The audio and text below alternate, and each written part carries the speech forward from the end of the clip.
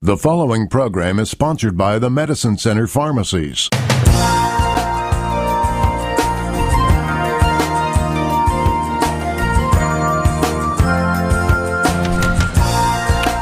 Good morning and welcome to Health Matters with the Medicine Center Pharmacy, a local Health Mart pharmacy.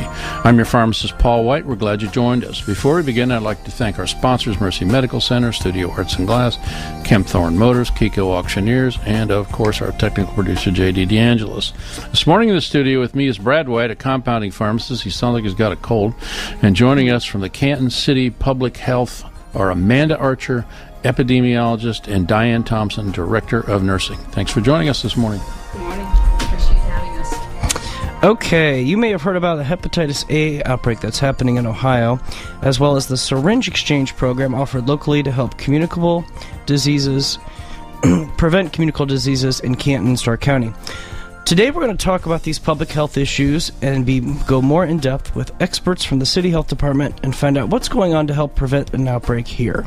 We're also going to hear about a mosquito control program and a couple more things that I think you'll find interesting. We'd like to remind our listeners today that the program is also available on our podcast, which can be downloaded from the App Store on your mobile phone. You can look for Health Matters with the Medicine Center Pharmacy, and you can listen to any of our programs anytime, anywhere you go. If you have any questions you'd like to talk about during today's program, we invite you to post them up on our Facebook feed, or you can give us a call at 330-450-1480.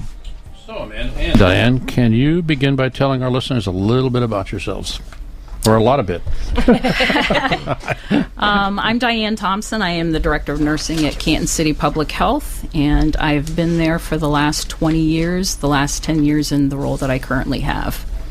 My name is Amanda Archer. I'm the epidemiologist with Canton City Health Department, and I've been there for almost 4, and so I'm still new, relatively speaking, in the field. I work mostly on infectious disease, our public health emergency planning, maternal and infant health, and opiate-related issues in Stark County. So, we're here this morning to talk about this swap exchange program. Tell us what this program is, how it functions, et cetera, et cetera. Well, it initiated as a bloodborne pathogens prevention program when the feds, the law changed and allowed us to initiate needle exchange programs as long as you were doing it in cooperation with your local health department. And it was also a direct result of the increase in hepatitis C that we were seeing, as well as the outbreak that happened in Scott County, Indiana for HIV back in 2015. We were very concerned that we were ripe for having a similar situation, and so we began working on the planning of this program. So, I know we've had these programs before. It seems to me Canton had one before a while back, or somewhere near us. I can't remember exactly. Cleveland. Mm-hmm. Cleveland's had a program, back in the 80s? Yeah, so previously, before 2015, it was inherently illegal to have a syringe exchange program, not because the law said syringe exchange programs were illegal, but because of everything that syringe exchange programs do, kind of the activities were illegal. Like, it's illegal to give somebody a syringe if you know the intent is to use drugs with it. And some other laws. So when Ohio changed the law, they basically identified kind of those barriers that would prevent a syringe exchange program from being legal, and said, okay, if you are a participant of this program, then you kind of have an exemption as long as you're an active participant, and there's a lot of other restrictions. So just the possession of needles or a hypodermic syringe is illegal if the intent is to use drugs with it. But if you're in our program and you're an active participant, then you're protected within 1,000 feet of our program, which basically allows a participant to come in, get the syringes, and leave in that 1,000-foot bubble, kind of without fear of being arrested. Now, it doesn't protect them outside of that 1,000 feet, but the idea is it can get them in. It's not a setup. They're not going to, the police aren't hanging out, outside the back door kind of thing. So that's kind of what made them legal in Ohio.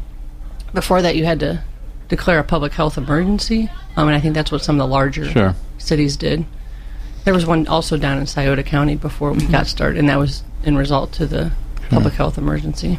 So how about how does it work? How did it work? Or how is it working in other communities? And we've only been here a couple years in this program. 1 year. 1 year. Just celebrated our 1 year. Okay. So there's a lot of research that suggests why they work.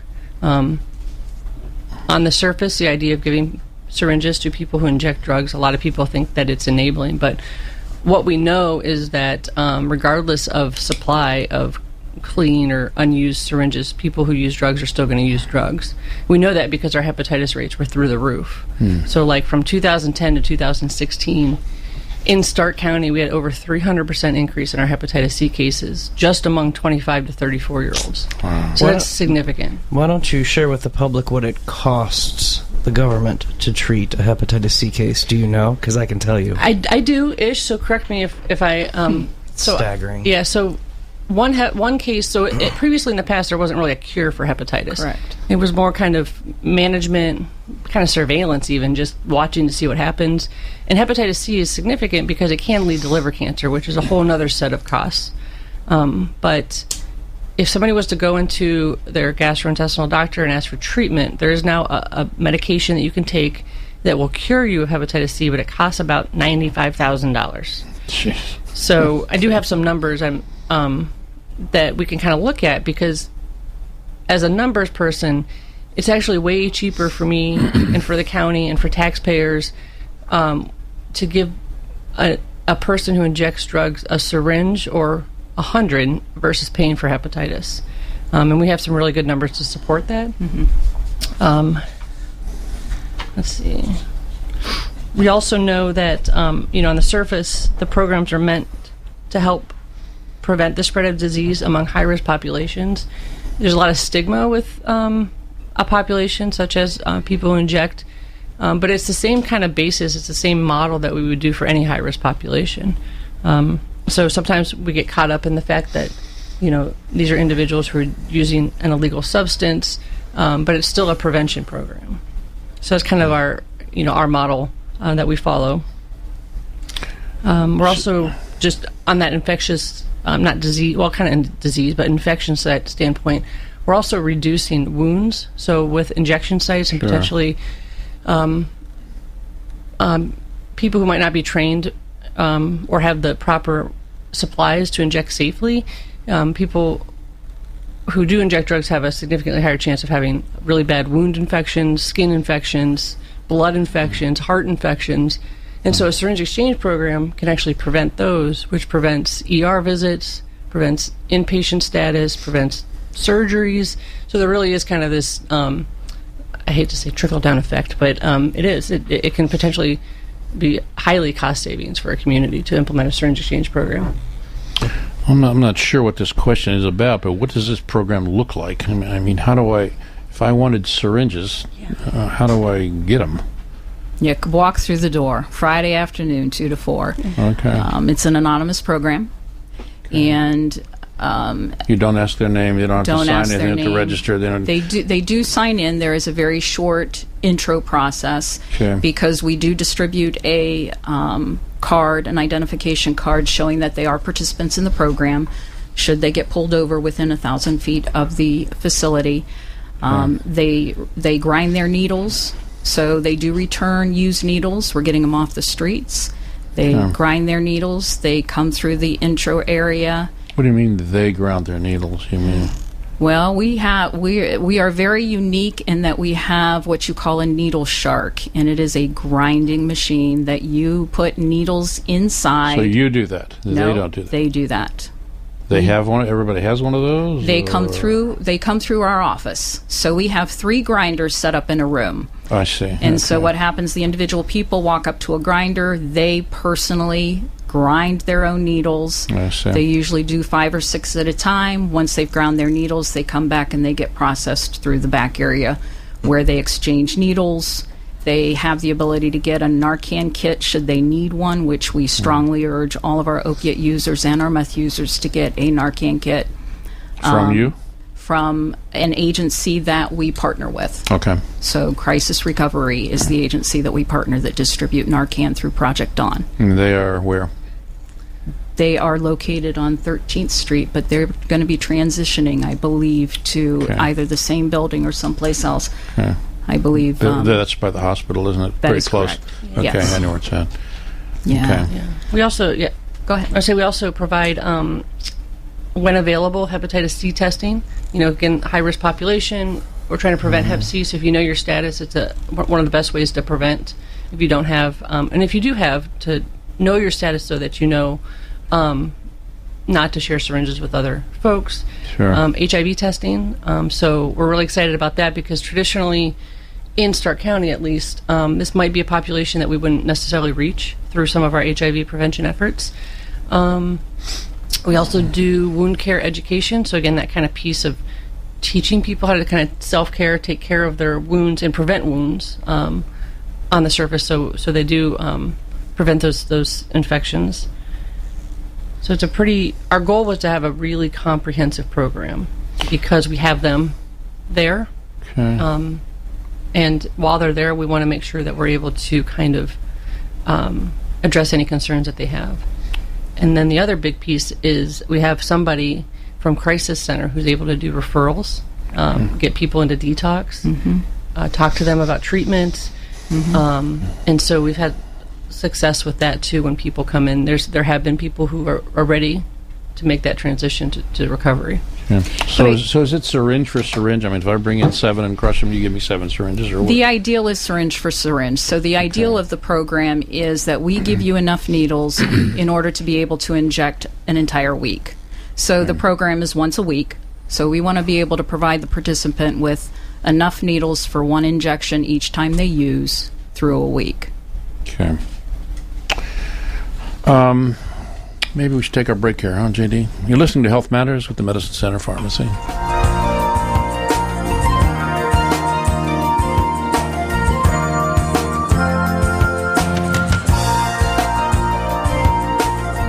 You're listening to Health Matters with the Medicine Center Pharmacy and your hosts, pharmacists Paul White and Brad White. Remember, you can get more information right now by visiting medshoprx.com. That's medshop.rx.com. We'll be back with more of Health Matters with the Medicine Center Pharmacy in just a moment.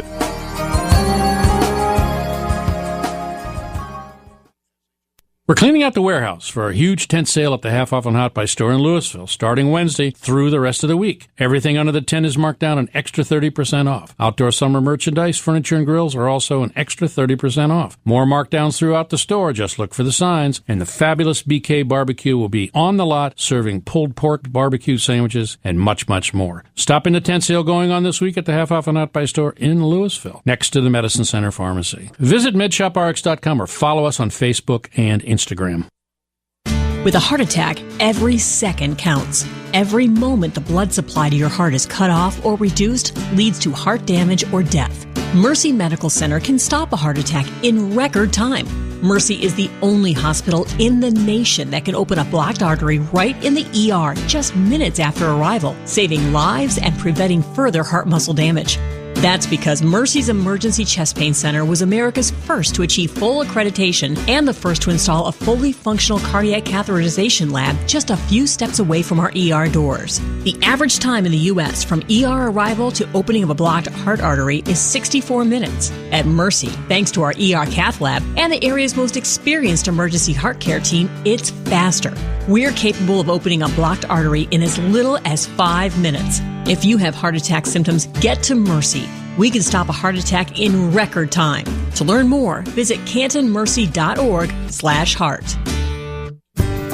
Brighten your day with beautiful stained glass from Studio Arts and Glass. Let the sun shine in through a stunning beveled glass window that forms a rainbow on your walls. Commission a piece of art to cherish for years. All at Studio Arts and Glass on Apple Grove and 77 in North Canton. Open Monday through Saturday, 10 to 6, or shop online at studioartsandglass.com.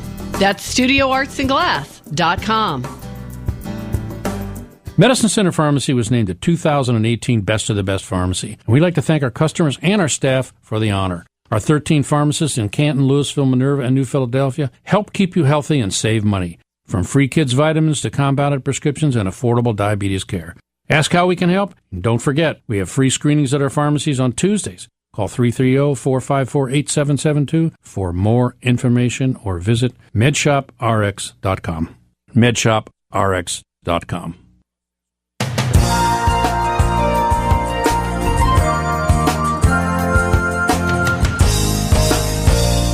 Welcome back to Health Matters with the Medicine Center Pharmacy. Today we're talking about the Swap Syringe Exchange Program in Canton. Have a question, give us a call at 330-450-1480 or post your question on our live Facebook feed. So, why do these programs work? Why do these exchange programs work? I know you, sort of off camera here, we were talking a little bit about, those that come in and how many and that sort of thing. Mm-hmm. So, is this across all socioeconomic, whatever? Yes. Society? Absolutely. Nobody is immune from potential addiction to heroin. Many of our users share that they started by being prescribed pain medication for a significant injury. Sure. And then pain medication went away, and so they were left with... Wow, I needed that. Yeah.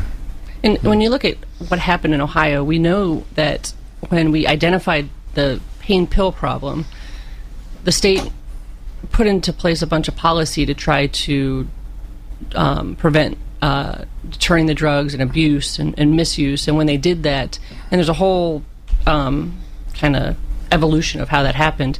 And at the end result was they did a really good job of reducing the access to pain meds, and almost to a point where people who truly need it, it gets a little difficult. So you have to really be mindful that there are still populations of people who need pain meds for quality of life. But at the end of that, they kind of dried up the source, and they didn't do anything to address the addiction that was current and then also coming. And that led these people to the street. I mean, yeah, and I kind of think to myself sometimes, like, if they outlawed smoking, how many people would get cigarettes on the black market? I mean, we know it would happen. That's what we do. Well, I know. Yeah. With 24% of the state smoking. Yeah, Prohibition did a really good job, right? Yeah, right. It is great, wasn't it? Yeah. Oh, that's a riot. So you just kind of think about stuff like that in our everyday. We're used to cigarettes and tobacco, and but it is a substance, and so if they came in and decided, you know what, no more. You can tell them it kills them, but it doesn't matter. I mean, that's what just gets me. It's just, we know historically now. The tobacco companies hid it in the 50s when you were watching TV. They actually had doctors, fakey doctors, that would say, "Well, I smoke Salem's because they're milder, and I recommend these to my patients." Oh my, yeah. Oh my, yeah. It's a true story. Yeah, I mean, this was all over the television in the 50s. So. Well, we've recently had pharmaceutical companies come out and say that take this pain med. It's non-addictive. It's non-habit forming. They've been trying for a non-addictive pain reliever. When Demerol first came out in the 40s, they said it was non-addicting. I think we forget that anything is addictive. Shopping's addictive. Sure. Caffeine's addictive. Absolutely. Food's addictive. Mm-hmm. Yep. Yeah. So anytime somebody comes out with an absolute that says this is not addictive, I think we need to be really mindful that it probably is. Cautious. Yeah. All right. I need you to address something for me, and I know you've got stats that you're so excited to share, and I'll be honest that I was one of these people that I was totally against this concept.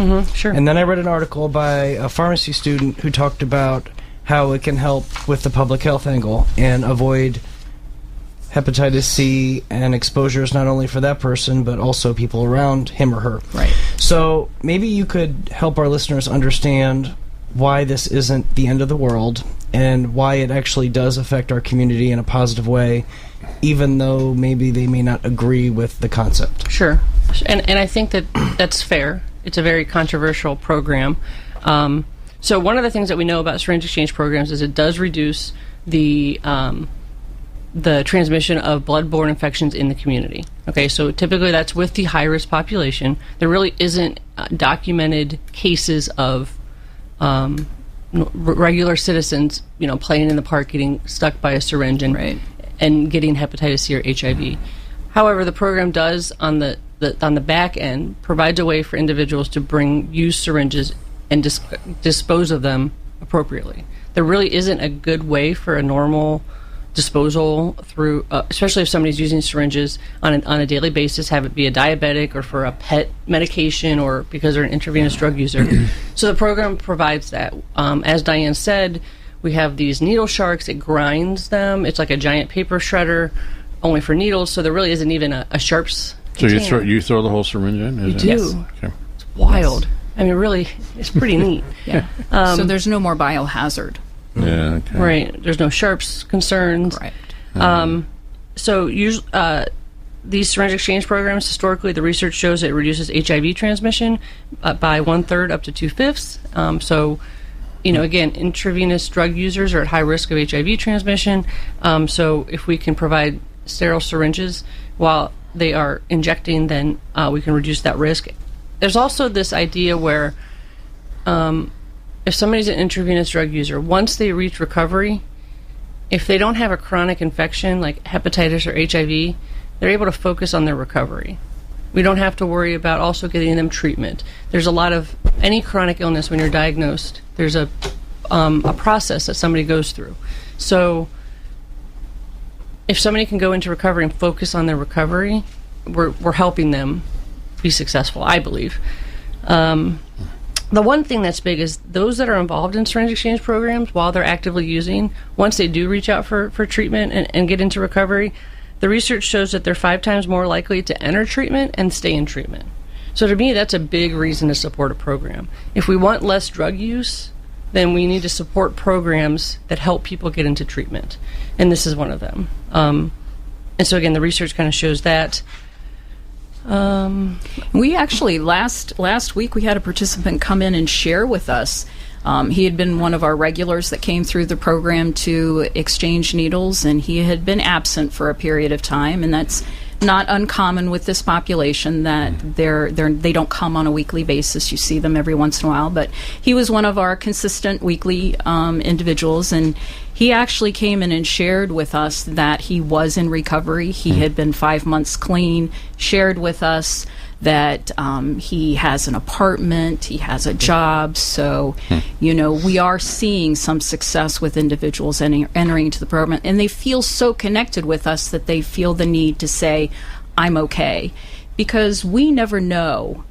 If they're not coming on a regular basis, we don't know where they are. We don't know what's happened to them. We don't know if, they might be in the hospital. We don't know if they're in recovery. So hearing from our participants is really... So you don't get their address, you don't get their phone number, that kind of stuff. No, you don't want to know where they are. No. The law, the Ohio law actually says the program has to be anonymous. Yeah. Okay. So that is, we're kind of bound by that. But I think that helps too, because I feel like they trust us a little bit more to come in because they don't have to provide a bunch of information. We do take information because I'm the data person, so I get as much as I can about who they are without knowing who they are, if that makes sense. Mm-hmm. Okay. Yeah. Bottom of the hour, time for the news. You're listening to Health Matters with the Medicine Center Pharmacy.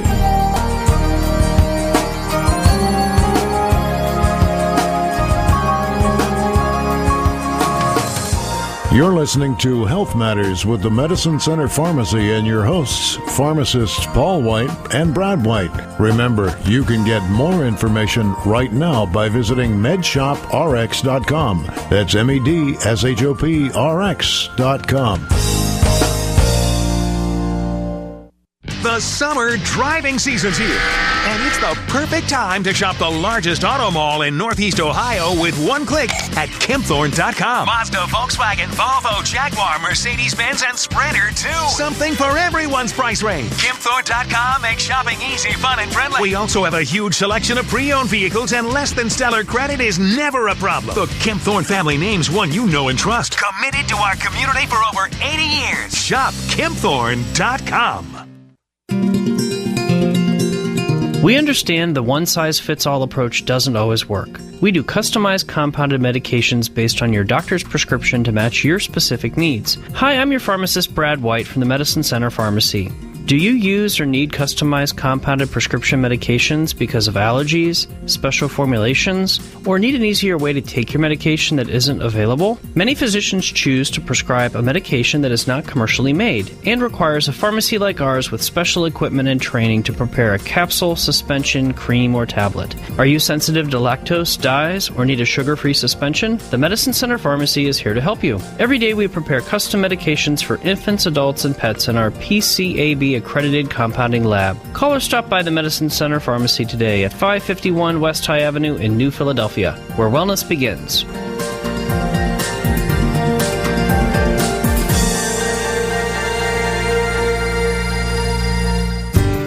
Brighten your day with beautiful stained glass from Studio Arts and Glass. Let the sun shine in through a stunning beveled glass window that forms a rainbow on your walls. Commission a piece of art to cherish for years. All at Studio Arts and Glass on Apple Grove and 77 in North Canton. Open Monday through Saturday, 10 to 6, or shop online at studioartsandglass.com. That's studioartsandglass.com. You won't want to miss this upcoming Kiko Absolute Auction, July 27th, with auctioneer Bill Gill Jr. You'll find vintage toys, antique furniture, china cabinets, clocks, Depression kitchenware, china, primitives, pottery, figurines, trains, glassware, advertising memorabilia, cash registers, and much, much more. This is a lifetime collection selling double most of the day, so bring a friend. Today, July 27th at 10 a.m. in Navarre, on location, 15237 Mount Eaton Street Southwest in Navarre. Call Bill Gill Jr. 330-418-8727 or visit KikoAuctions.com for pictures, directions, and more information.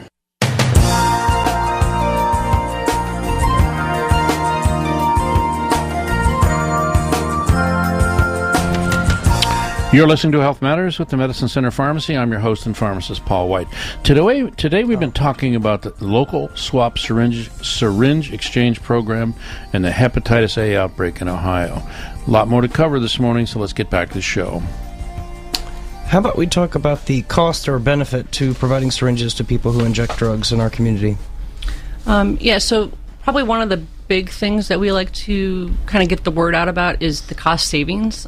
So again, when you look at the program on the surface, it just looks like we're giving syringes to people who inject drugs, but there really is a cost savings. So when we purchase our syringes, we have contracts and we try to get the best price possible. So when you look at the treatment of hepatitis, so it's about $95,000 for somebody who has hepatitis and gets the medication. That doesn't even include doctor's visits. So what we determined is that for the same cost of treating one case of hepatitis, SWAP can provide sterile syringes to a participant, and it would allow them to inject 4 times a day, 7 days a week, for 924 years.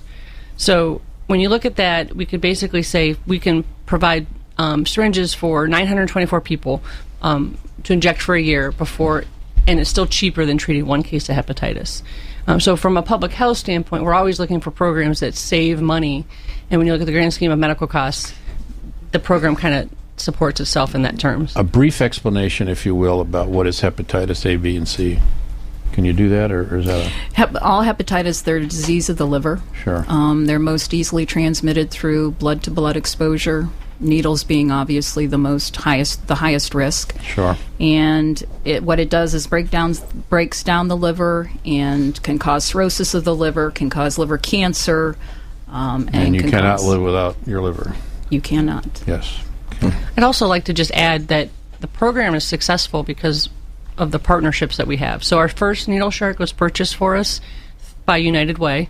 We didn't really have overhead to do that. And also on a weekly basis, there's a group called Ohio CAN, which stands for Change Addiction Now. So Ohio CAN Change Addiction Now. They come in and they actually provide sandwiches for our participants. And that is run by the state director is Cindy, and she has family members who have had addiction. And so she provides the meal almost as like a comfort to the participants that come in. And I will tell you, if she's not there, they get a little worked up because they really enjoy. Actually, yeah, they do. That's the best part of the program. What are you serving, a gourmet lunch here, or what? Well, grilled cheese sandwiches, and quite honestly, we had the opportunity to observe Summit County's needle exchange, and there was conversation amongst the participants that, oh my gosh, Canton's program has grilled cheese sandwiches. So it's just a nice. So Ohio Can has been a huge supporter of the program and a wonderful partner. So we just kind of want to throw that out there. I love it. But you know what? I think it also has to do with kind of that consistency. They know Cindy. When they come in, they chat with her, ask her questions about her program, about her experiences. She shares her experiences. So again, it's kind of that human connection. A lot of times I think that they might not get because of how they're treated on the day-to-day. What about the future for the program? Well, we need money. Who's your money? Your not taxes, but where's it coming from? We received a little less than $25,000 from AIDS Healthcare Foundation. We were supported by Cleveland AIDS Task Force in Cleveland, sponsored, if you will. That money has run out. We have purchased some supplies, so we do have some needles and some additional supplies because we also give out antibiotic ointment, Band-Aids, gauze pads, etc. So Ohio Can, which is a nonprofit 501c3 group, they recently received their 501c3 status, and we are hopeful to try to make application to many grants that the health department is not eligible for because we're a governmental agency. So we're hopeful to apply for grants. We do have an Amazon wish list, so if anybody is interested in donating to us, they can access the Amazon wish list off of Amazon. Look up Ohio Can Swap, I believe is how it is listed. I'd like to see that list. Okay, absolutely. Yeah, it's hard to find. I'm not a super techie person, but if you go to Amazon and there's a wish list place and you can search on the wish list, like search bar, and you just put in Ohio Can, and it'll come up on the side. It says Swap Ohio Can. And if anybody calls, I can email the link out. So we are getting donations that way. Okay. And I think it's also really important. Right now, it's actually illegal. There's a ban on using federal dollars to buy syringes. So we actually have a hard time getting funding as a health department because a lot of our funding is federal or trickles down from the state. And call it stigma or old practice, but we can use money for any other part of the operations. We could even buy a van if we wanted to, but we can't buy syringes with federal dollars. All right. We'll get on that. Make some changes. Yes. we need the space anyway. I should say we're not buying a van. No. Okay. Not in our future. Oh, man. Love it. So, is your facility big enough for this? Not really. Not really. We're making it work. We've made some adjustments over the year. We kind of started with what we saw in our head. In about a month, we realized that didn't work. So we kind of expanded a little bit to give our participants a little bit more privacy. And then it got a little bit busier. So our biggest clinic, we're only open for 2 hours. Fridays 2 to 4. Oh my gosh! We had 52 people come through in 2 hours, so it was very busy. I was on vacation. Thank God. I sent everybody in. Yeah, no. So now we've expanded into another clinic, another area of the health department because we needed extra room to kind of manage the flow a little bit better. So an additional growth, we might be out of luck. So if anybody has a building that has a lot of square footage, let us know. I know there's an awful lot of commercial building space downtown. Maybe you ought to talk to one of the realtors. Okay. There you go. Well, I think there's one very close to you, actually, there. There's several there, actually, that are close to you guys that are available. So you want to move over to A, hepatitis A? Yeah, sure. Okay. So let's talk about the hepatitis series and how's this helping and you know what else can be done, I guess. What is the outbreak in Ohio right now? What's it like? How about that? So I'll start. I actually just had a call yesterday with the Ohio Department of Health are kind of helping local health departments stay up to date on what's happening. So the stats is Ohio is experiencing a hepatitis A outbreak. Hepatitis A is transmitted a little bit differently than B and C, but the current outbreak through Monday includes 156 cases across the state. What's interesting, though, is 70% of those cases have been hospitalized due to the illness, which is pretty high. Yeah. Just kind of indicates a severe illness. That's 50% roughly. Yeah. We do see a higher percent of cases in men. And the people who are at risk, so the populations that we kind of look at who are being affected at a higher rate than others are people who have direct contact with individuals who are already infected with the virus, men who have sex with men, people who use street drugs, and that's not just injection, that's any street drug, people who are incarcerated, or have spent time in jail, people who are experiencing homelessness, and then also people who have traveled to other areas of the U.S. where there is a current hepatitis outbreak, because it's not just Ohio. I think it started actually on the West Coast in San Diego or California, and it's kind of migrated this way. So if somebody wants up-to-date information, they can actually go on www.odh.ohio.gov/hep-A, and they keep weekly up-to-date totals on that. So that's kind of what we're experiencing now. So again, kind of back to SWAP, we're looking at providing vaccination for our participants because they're in the high-risk group as people who use street drugs, whether they inject or not. So is that common? I mean, do you ask them, do you want a Hep A shot? I mean, how do we do this? Yes, we will be asking them, would you like to be vaccinated? One of the stipulations, though, with the vaccine that we have is it has to be an individual that is not insured or underinsured. So the vaccine comes from the state. People who have insurance or a means to pay, they can go to their local pharmacy. We actually encourage them to go to their primary care physician for that continuity of care because the Hep A vaccine is a 2-dose series of vaccine. Okay. Listening to Health Matters with the Medicine Center Pharmacy.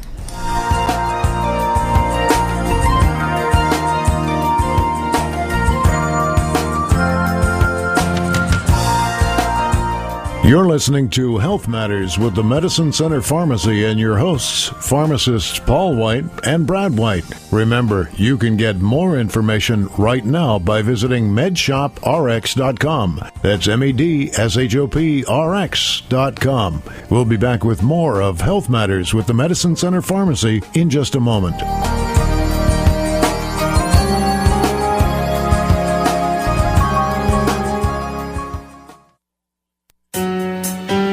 The warmer weather is here. Hi, this is Brad White from the Medicine Center Pharmacy. Perhaps you've gotten the urge to venture outside and clean up the garage or do some yard work, resulting in muscle aches and pains. If you have sore muscles or aching joints, you may want to consider a prescription pain-relieving cream available with a prescription at the Medicine Center Pharmacy. Our pharmacist can work with you and your physician to get topical pain creams that can be rubbed directly on the source, reducing inflammation and pain. Topical creams avoid troublesome side effects and dependency issues that can be caused by oral medications. The Medicine Center Pharmacy has an accredited compounding laboratory, and it is your source for custom medications. Custom compounded pain-relieving creams, available only at the Medicine Center Pharmacy, where wellness begins. Visit us at medshoprx.com for the pharmacy nearest you. That's medshoprx.com. With a heart attack, every second counts. Every moment the blood supply to your heart is cut off or reduced leads to heart damage or death. Mercy Medical Center can stop a heart attack in record time. Mercy is the only hospital in the nation that can open a blocked artery right in the ER just minutes after arrival, saving lives and preventing further heart muscle damage. That's because Mercy's Emergency Chest Pain Center was America's first to achieve full accreditation and the first to install a fully functional cardiac catheterization lab just a few steps away from our ER doors. The average time in the U.S. from ER arrival to opening of a blocked heart artery is 64 minutes. At Mercy, thanks to our ER cath lab and the area's most experienced emergency heart care team, it's faster. We're capable of opening a blocked artery in as little as 5 minutes. If you have heart attack symptoms, get to Mercy. We can stop a heart attack in record time. To learn more, visit cantonmercy.org/heart. We're cleaning out the warehouse for a huge tent sale at the Half Off and Hot Buy store in Louisville, starting Wednesday through the rest of the week. Everything under the tent is marked down an extra 30% off. Outdoor summer merchandise, furniture, and grills are also an extra 30% off. More markdowns throughout the store. Just look for the signs. And the fabulous BK Barbecue will be on the lot, serving pulled pork barbecue sandwiches and much, much more. Stop in the tent sale going on this week at the Half Off and Hot Buy store in Louisville, next to the Medicine Center Pharmacy. Visit MedShopRx.com or follow us on Facebook and Instagram. Welcome back to Health Matters with the Medicine Center Pharmacy. I'm your pharmacist, Paul White. We've been talking about hepatitis, the swap exchange program, and more. So let's finish up the show talking about something else, I guess. Well, why don't we finish up some Hep A stuff and make sure that people understand that it's important that if you haven't been vaccinated, regardless of your position, but maybe more so specifically if you're in the restaurant industries or healthcare industries, or you're maybe even part of your swab program, it's a good idea to consider talking to your healthcare professional about a hepatitis A series. It's 2 shots, and it can really be protective for you and make sure you don't have problems in the future. Yeah, it is a vaccine preventable disease, just like Hep B. So if you're in a high-risk group, then we would obviously recommend that somebody gets that series. I think the other thing about Hep A is important to point out is that it's not blood-to-blood per se. It's more fecal-oral, and this is why we associate it with restaurant workers. So the number one way, besides being vaccinated, to prevent the spread of hepatitis A is really good hand washing. And that's why initially we saw the outbreak out west was among the homeless population, because they didn't have a good place to go to the bathroom, they didn't have a good place to wash their hands, and it was just kind of this cycle that perpetuated and caused this giant outbreak out west. So, it kind of, again, goes back to what your mom told you: wash your hands before you eat, after you go to the bathroom, and really kind of be your own advocate for the Hep A prevention. Yeah, and I think it's important for the community to understand that our children are already being vaccinated against Hep A. So it's one of the recommendations in the vaccine series that children, when they are 12 months old, they get their first dose. 18 months later, they get their second. So right now, young children are already being vaccinated. It's those of us that are older that don't have the protection. And like Amanda said, if you're in the high-risk group, especially with the current outbreak going on across the state, though I believe we have no cases. I know we have no cases in the city of Canton. And I don't believe we have any in the county either. So correct. We're fortunate that it hasn't moved our way. We're trying to be very aware of what's happening in the community so we can take the steps to prevent. And like I said, we're going to be trying to vaccinate our needle exchange participants. Is diagnosis a blood test? Yes. Okay. Yes. On all 3 of them? Yes. Okay. And they link it with the symptoms that individuals are having. Okay. Education is awareness, right? Mm-hmm, absolutely. Excuse me. Why don't we touch on just a little bit about tick prevention? There's a lot of billboards around town that the state's put up to make you aware of what to watch for, and Lyme disease is a concern. Have we had any Lyme disease cases in Canton that you know of? So yes, we've had 1 case in Canton of Lyme disease, and so far in Stark County we've had a total of 10 cases, one of those which being in Canton, which isn't abnormal per se. Canton is a little bit more of an urban population, so you wouldn't necessarily expect to see a lot of tick-borne unless there's a travel associated with that. Where Stark County, as in kind of our townships and our smaller cities, is a little bit more rural, might have a little bit more wooded lands. So those 10 that we've had to date are kind of in line with what we saw last year. But last year's total at the end, we had 27 cases, and that was against what we would expect, about 19 cases. So it was a little high. So we're kind of, again, on par to meet that high. Only from deer ticks, no? So it's I believe that currently the only concern in Ohio is the black-legged deer tick. Okay. Now, I'm not a bug doctor. Entomologist. Bug girl. Thank you. I'm an epidemiologist. Yeah. Okay. Yeah, right. And so I wouldn't be able to tell you the difference if I saw 2 ticks next to each other, Sure. unless they literally have black legs. But it is a black-legged tick that's continuing to expand into Ohio that's causing the transmission. Okay. I think that might have part to do with the mild winters, they're just moving this way. They initially started, I think, like on the East Coast, and it's coming this way. Both the adult and the nymphs can transmit the disease, and it is a bacteria that's responsible for the Lyme disease. And you're going to have symptoms that include rash, fatigue, achiness, stiffness, swollen joints, headaches, dizziness, some neurologic, night sweats potentially, some brain fog. And the best way to prevent the disease is to prevent the bites. So if you're out in a wooded area, you want to cover up, head to toe kind of thing, long sleeves, long pants, tuck your pants into your socks, and then do a tick check when you get out, when you get back. Yeah. There's also that's Lyme disease. That's probably the one that we're most, but there's also, maybe Diane can help me pronounce these, Rocky Mountain spotted fever, anaplasmosis. Oh, that one I spelled wrong, so don't even try to, and ehrlichiosis. Those are some of the ones that we have seen over the last year in Stark County also associated with. Do they exhibit similar symptoms? Yeah. It's kind of interesting because they're kind of nondescript, headache, fatigue. I mean, who doesn't feel tired? So it's one of those things where you kind of have to be your own advocate. Have you been in a situation where you might have been exposed? Did you find a tick on you? That kind of thing. And obviously, but ticks burrow under the skin, right? Correct. Okay. And individuals usually, when we're doing the interviews with them, they're usually recollecting that there was some sort of a bite or something that had occurred. They get the round rash. Yeah. Is that? Yeah, they get like a circular rash, like bullseye. Is that tick? Yep. Yeah. Interesting. Okay. Right. Yeah. So we are seeing an increase. And there isn't a lot of prevention in terms of there's treatment for the Lyme disease, especially if you catch it early. Way more treatment. So are the ticks carried by any other animals beside the deer? I don't know. I mean, it's all I've ever heard. I don't know. It's all I've ever heard is I think deer. it could be on long grasses and things like that too. Yeah, I mean, as you walk through a field, that's like you said, the long pants and. Yeah, I'm not sure. That's a good question. Okay. I mean, the deer basically are short hair, short fur, short whatever you call it. So there are other animals running around out in the woods that are similar. Right. Sure. Right. Why is it specific to deer? I don't. That's a good question. Okay.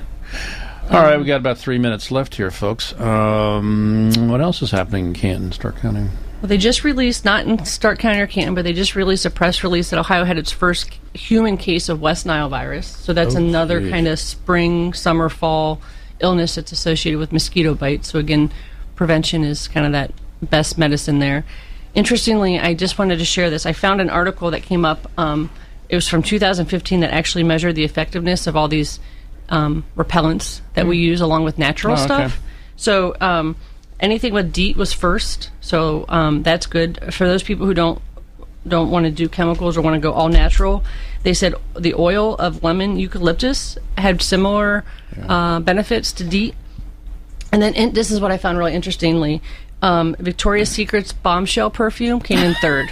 Come on. They said they used it as like a control because they thought that they would be attracted to the floral scent, and they said no. They actually it was a deterrent. What's it smell like? I don't know. I don't use it. What's the name of the perfume? It was Victoria's Secret's bombshell perfume. I hope I don't get sued. Yeah, bombshell. You're just reading the study. Yeah, I'm just reporting the study. Right. Oh, funny. And they said what didn't work were B1 skin patches, citronella, or any type of wristband. Citrulline doesn't work. Doesn't work. And they've been using that for 90,000 years. Man. Yeah. So I thought that was pretty funny. Oh, it is a riot. Yeah. What's going on? So Canton City Health Department's going for accreditation. Yeah. It's a big thing right now. We're trying to be officially accredited through the Public Health Accreditation Board. And then nationwide, I'm sure people saw there's a salmonella recall on goldfish crackers. Yeah, I saw that. Cried a little bit with that. Yeah, sure. And then also cyclosporiosis, which is associated with some salads from a fast food restaurant. I'm not going to say that. No, it's McDonald's. Whenever we see issues with salad, it seems to be the bagged salad as opposed to like a head of lettuce or a, is that? I mean, do you see that? I don't know why. So I don't know why. I don't know if it's a control thing. I don't know. It's a good observation, and I don't know if it's true though, because I think what happens though is the salad when it's in a bag, people identify it with that bag. When it's a head of lettuce, when I'm interviewing somebody and say, well, I had lettuce. Okay, well what brand? Well, I don't know. It was a head. So it might be, it's harder to identify. Okay. So it might just be a recall issue. But yeah. So the cyclosporiosis is pretty interesting because there are a lot of cases kind of in the area of it that aren't associated specifically with the McDonald's, but they tend to be in women who are over. Guess what? We're out of time. We're out of here. Okay. Wash your hands. Yeah. Thank you, guests Amanda Archer and Diane Thompson from Canton City Public Health. We're happy to have you. Enjoyed listening and talking to you today. We'd like to remind our listeners, if you suspect you have a medical issue, please contact your health provider. Thanks to our sponsors, Mercy Medical Center, Studio Arts and Glass, Kempthorne Motors, Kiko Auctioneers, and, of course, our technical producer, J.D. DeAngelis. As always, thank you, listeners, for joining us on Health Matters with the Medicine Center Pharmacy. We're a local Health Mart pharmacy, caring for you and about you. Have a healthy week. See you next Friday right here on News Talk 1480. WHBC. Thank you for joining us for this edition of Health Matters with the Medicine Center Pharmacy and your hosts, your pharmacists Paul White and Brad White. Remember, you can get more information right now at medshoprx.com. That's medshop.rx.com. Be sure to join us next Friday at this time for Health Matters with the Medicine Center Pharmacy. The preceding program was sponsored by the Medicine Center Pharmacies.